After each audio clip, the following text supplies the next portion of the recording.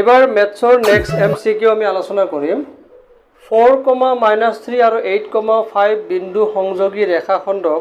3:1 অনুপাতত অন্তৰ্বিভক্ত কৰা মানে ভিতৰৰ পৰা ভাগ কৰা বিন্দুটোৰ স্থানাংক হ'ল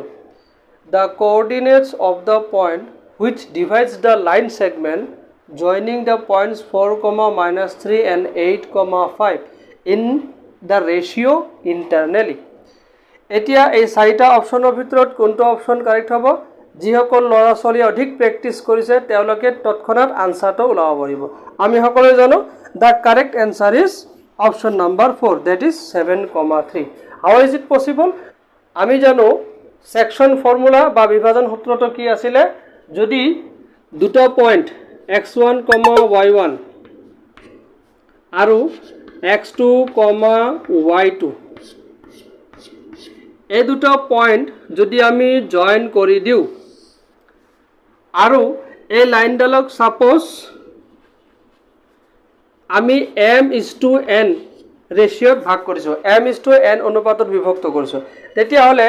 যেটো পয়েন্টে এই দুটো পয়েন্টক m:n ৰেশিওত ভাগ কৰিছে বিভক্ত কৰিছে সেই পয়েন্টৰ স্থানাংক কি হ'ব আমি সকলো জানো mx2 + nx1 divided by m + n তাৰ পিছত my2 ny1 divided by m + n হৈ গল না এটা হল স্থানাংক কার স্থানাংক এই পয়েন্টটো কোনো কোঅর্ডিনেটস দিয়া নাই আমি ধৰি ললো পয়েন্টৰ কোঅৰ্ডিনেট সাপোজ x, y তোমাৰ নিজৰ খুশি মতে যিকোনো পয়েন্ট লব পাৰা x, y তাৰ পিছত এই সূত্ৰটোত এই ফৰ্মুলাটোত m আৰু n ৰ ভ্যালু পুট কৰি দিম x1 x2 আৰু y1 y2 ৰ ভ্যালু পুট কৰি দিম x1 y1 মানে 4,-3 আৰু x2 y2 মানে 8,5 আৰু m আৰু n মানে কি m মানে 3 n মানে 1 ভ্যালুখিনি আমি পুট কৰি দিলো অৰ্থাৎ বহুৱাই দিলো এতিয়া আমি ক্যালকুলেশন কৰিম ক্যালকুলেশন কৰাৰ পিছত আমি x ৰ ভ্যালু পালো 7